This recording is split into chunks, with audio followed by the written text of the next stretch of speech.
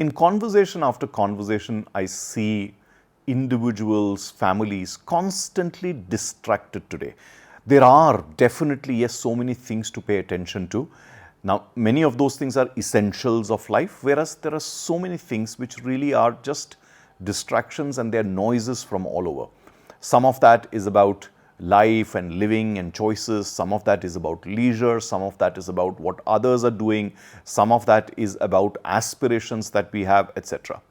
Now, in that kind of a noisy world, here is a question for you to look at. If you don't define what truly matters to you, how will you ever know that you're spending your time and your energy in the correct place? Think about this. It is important that you have certain filters, because in the noisy world that we are in today, the bigger problem is many of us having decision fatigue. And that fatigue is from trying to understand what we should do, what we should not do, what we should reflect on, what we should not reflect on. What are those things that are really important for us?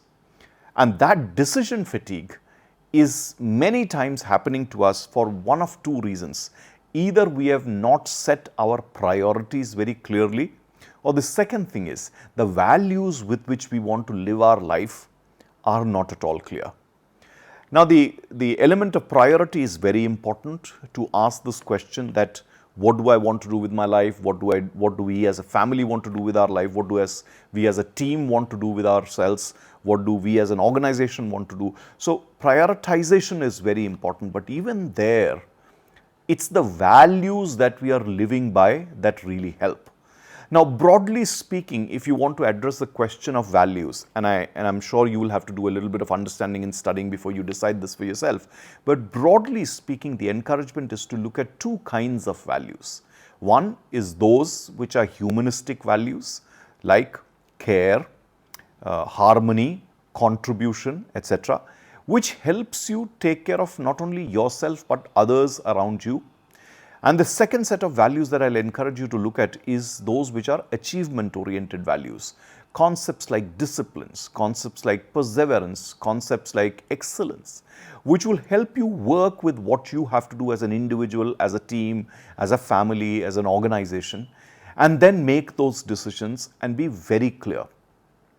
You'll be surprised that if your values are clear, your process of picking priorities and deprioritizing things themselves will become very clear, because you'll understand when you have to achieve something in your life or in your family or in your organization, you will be very clear what you need to prioritize. Similarly, when you have to have human considerations for yourself, for your family, and again in your organizations, you'll again be very clear.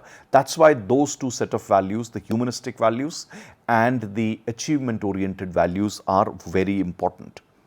Use your values as a compass for every single direction that you have. And this will only happen if you have those values, the core values of your life, which are non-negotiable, very clear.